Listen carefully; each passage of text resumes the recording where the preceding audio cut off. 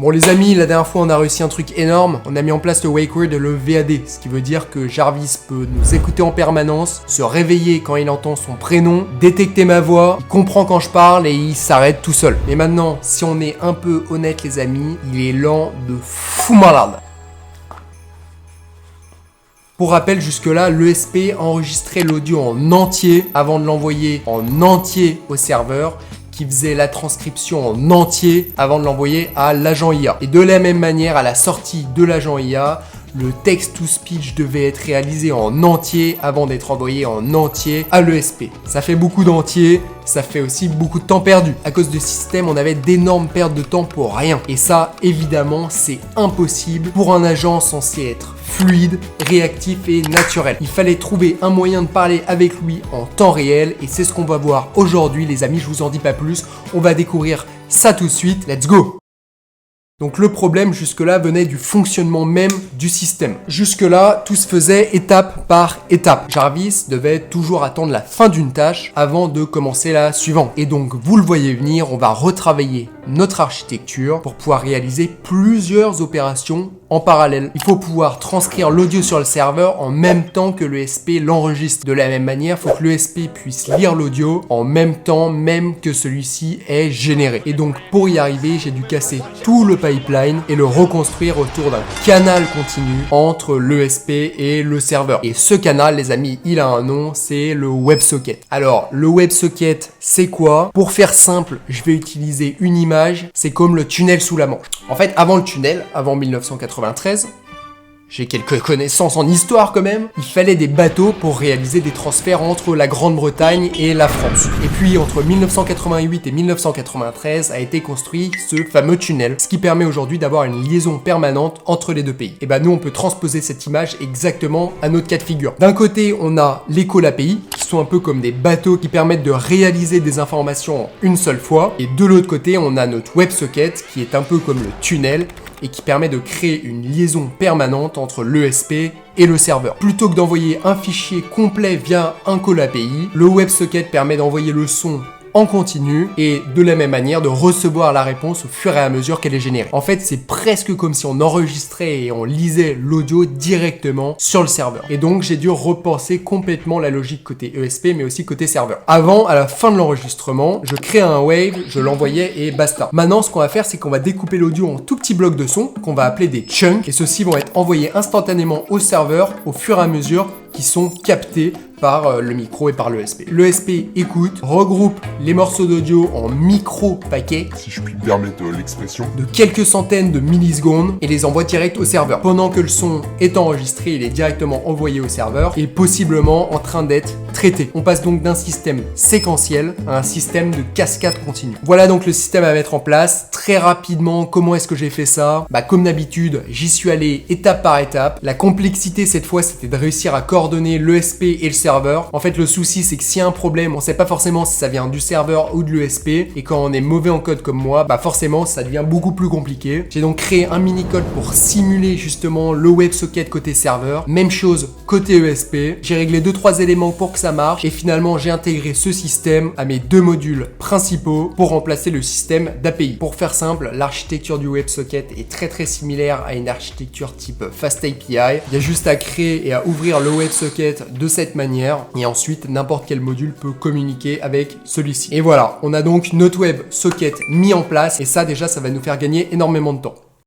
Bon, certes, ça nous fait gagner un peu de temps sur la transmission des informations, mais la vraie valeur ajoutée, elle n'est pas là. L'avantage vraiment d'avoir ça, c'est qu'on allait pouvoir optimiser les étapes suivantes, notamment la transcription. Le but était donc de transcrire l'audio en live. Et pour ça, j'ai gardé Whisper, qui est donc le système d'OpenAI, mais en version Faster Whisper, qui est donc un repo optimisé pour tourner vite et surtout en continu. En gros, plutôt que d'attendre le fichier complet avant de le transcrire, il va capturer l'audio par petits blocs, par chunk, qui est donc l'audio qu'on reçoit depuis le SP. Il va les empiler dans un buffer roulant et lancer la transcription toutes les 2 secondes. Concrètement, donc le micro envoie des chunks à 16 kHz. Je remplis un buffer qui glisse en permanence. Dès qu'il est assez rempli, j'appelle model transcribe. J'active le VAD intégré pour ignorer les silences et j'affiche ce que Jarvis comprend au fil de l'eau. On n'est donc pas sur un système de mot à mot, mais c'est suffisamment fréquent pour donner une sensation de temps réel. Résultat, quand je parle, le texte défile quasiment en direct et ça, les gars, ça nous fait gagner énormément de temps puisque jusque-là, en fait, la transcription était une des étapes les plus chronophages. Vraiment, je devais attendre quelques secondes que la transcription se fasse, alors que maintenant, en fait, dès que l'audio est fini d'envoyer, la transcription est déjà quasi terminée, donc ça nous fait gagner vraiment un temps de malade mental. Encore une fois, la classique, j'ai testé ça dans un code en parallèle, j'ai validé et j'ai intégré à mon code principal. Je vous mets une petite démo tout de suite. Ceci est une démo de la transcription en direct. Ok les gars, petite démo là, je vais vous montrer. Normalement, vous voyez mon écran. Hop, vous allez voir, ça permet de faire la transcription. Est-ce que tu fais la transcription? J'ai l'air d'un mongol comme ça. Oh merde, ça va transcrire.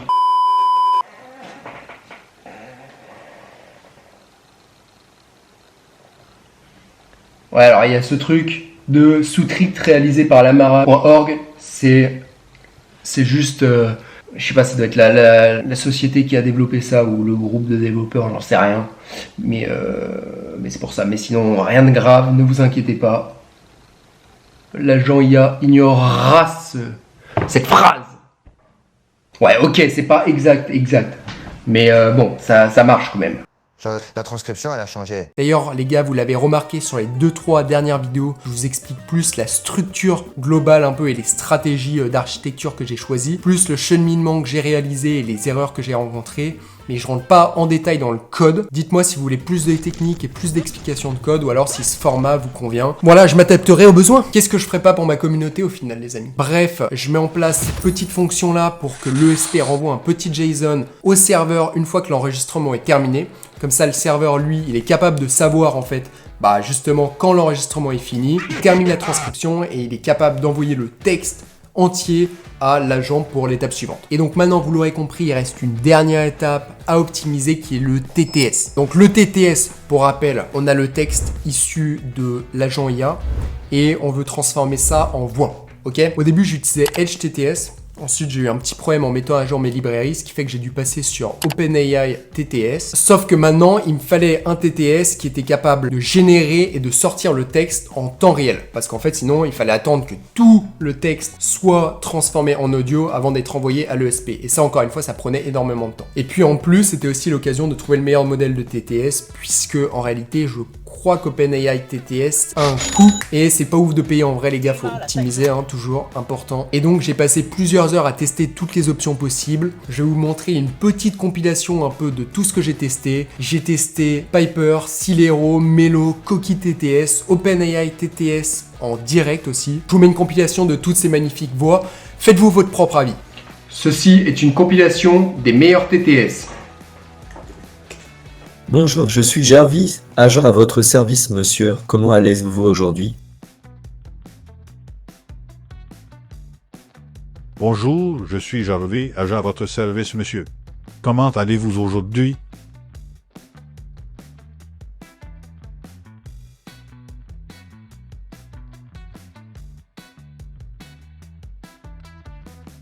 Bonjour, je suis Jarvis, agent à votre service, monsieur. Comment allez-vous aujourd'hui?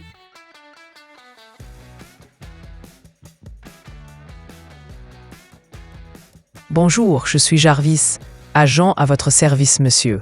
Comment allez-vous aujourd'hui? Bonjour, je suis Jarvis, agent de votre service, monsieur.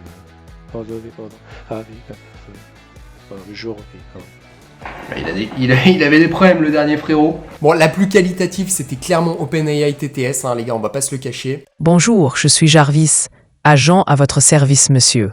Comment allez-vous aujourd'hui? D'ailleurs, je répète que j'utilise pas Eleven Labs pour la simple et bonne raison que c'est beaucoup trop cher. Genre, c'est vraiment abusé. Et bref, du coup, le problème de OpenAI TTS, c'est qu'il y avait deux trucs en fait qui me faisaient chier. Déjà, ça me saoule de passer une énième fois par OpenAI. D'ailleurs, même au niveau de l'IA, on va bientôt changer ça. Parce que, encore une fois, c'est un coût. Et surtout, moi, j'ai envie d'avoir une solution française. Les gars, on est français, bordel de merde. Et surtout, il y a un petit temps de latence.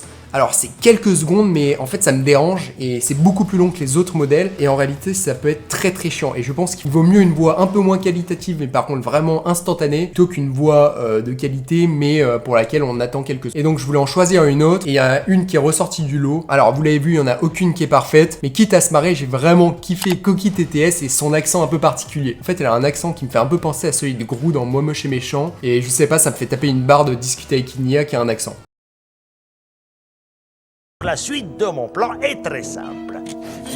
Je vole jusqu'à la Lune, je rétrécis la Lune, je m'empare de la Lune, je pose la Lune sur les WC. La suite de mon plan est très simple. Je vole jusqu'à la Lune, je rétrécis la Lune, je m'empare de la Lune, je pose la Lune sur les WC. Et en plus, ça a l'air d'être le TTS le plus rapide de tous, donc grave bénéf. Donc pour l'instant, les amis, on va partir sur ça. On intègre tout ça à mon code principal. Et grâce au WebSocket, on peut renvoyer les chunks générés en direct par le TTS à l'ESP. Et voilà, les amis, on a toute notre logique grâce à ça. On a donc Jarvis qui écoute en continu grâce à LLFE. Ça, c'est la vidéo précédente que je vous invite à aller voir. Elle est vraiment géniale. Elle est incroyable, cette vidéo. Bref. Dès qu'il entend Jarvis, il démarre la capture. Chaque bloc est envoyé en direct au serveur. Le serveur transcrit ça en direct et en parallèle avec Faster Whisper. La phrase transcrite est alors envoyée à l'agent IA. L'agent génère sa réponse et le TTS transforme ces mots en son en direct qui renvoie lui-même à l'ESP qui reçoit alors les chunks d'audio et le lit en direct. Tout ça en mode simultané comme un magnifique orchestre. Chaque module joue sa partition parfaitement synchronisée et ça nous donne ce magnifique morceau qu'est Jarvis, les amis. Bon, c'est pas encore nickel, mais ça commence à devenir fluide. On commence à optimiser un peu les processus. Avant toute chose, j'aimerais préciser quelque chose, c'est que j'ai hésité à utiliser un module qui s'appelle Real-Time API d'OpenAI. En gros, pour faire simple, c'est un module OpenAI qui permet de faire tout ce qu'on a vu via un WebSocket directement par justement OpenAI, c'est-à-dire la transcription, l'agent IA, le TTS et le retour audio. Et en gros, quand vous utilisez par exemple l'application OpenAI et que vous discutez par audio avec justement la voix, c'est exactement ce module-là qui est utilisé et c'est pour ça qu'on a vraiment cette sensation de conversation en direct. Ça m'aurait fait gagner énormément de temps, que ce soit du temps de développement, mais ça aurait été aussi beaucoup plus efficace. Sauf qu'en réalité, le problème, c'est que déjà, on aurait été entièrement dépendant d'OpenAI, et puis dans ce cas-là, le projet n'a plus vraiment de sens. Et en plus, ça aurait coûté très très cher, et donc ces deux éléments font que cette solution n'est pas acceptable. C'est pas grave, les amis, ça nous permet d'apprendre, ça nous permet d'optimiser nous-mêmes le process, et on va mettre en place un truc encore mieux, les gars, encore mieux. Le deuxième truc, c'est que j'aurais aussi pu faire les call API directement depuis mon ESP, mais ça aurait engendré deux autres problèmes. En gros, ça aurait été compliqué à gérer avec tout notre système de mémoire et d'outils pour l'agent IA, mais surtout, j'ai pas envie d'être dépendant en fait des lunettes, du module en lui-même. Moi, je vais pouvoir intégrer Jarvis, vraiment le cœur de Jarvis, tout le système Jarvis à n'importe quel module, que ce soit autour de moi, je sais pas, dans ma maison, ou alors, par exemple, je sais pas, dans un chien robot, par exemple. Je dis ça, je dis rien, hein. Je dis ça, je dis rien. Voilà, donc c'était deux éléments que je voulais préciser. En tout cas, on commence à arriver au bout de notre MVP et ça veut dire qu'on va pouvoir professionnaliser tout ça avec un nouveau concept qui sont les PCB sur mesure. J'en dis pas plus, mais ça va devenir beaucoup plus professionnel à partir de la prochaine vidéo. Vous allez voir, c'est incroyable. On voit ça. Je te laisse avec la démo tout de suite. Juste avant, n'oublie pas de t'abonner et de partager la chaîne autour de toi. Faut savoir que plus on aura d'abonnés, plus on aura de visibilité et donc plus la communauté sera importante et donc plus on aura de moyens de réaliser des projets de fou. Donc je compte sur vous, les amis, et sur ce, je vous dis bisous. Ok, ceci est une démo. C'est parti, c'est parti. Je vous mets là et let's go. Jarvis, raconte-moi une petite blague s'il te plaît.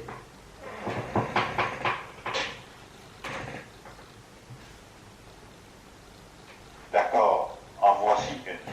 Pourquoi les ordinateurs n'inventent-ils pas la nature? Parce qu'ils ont peur des virus.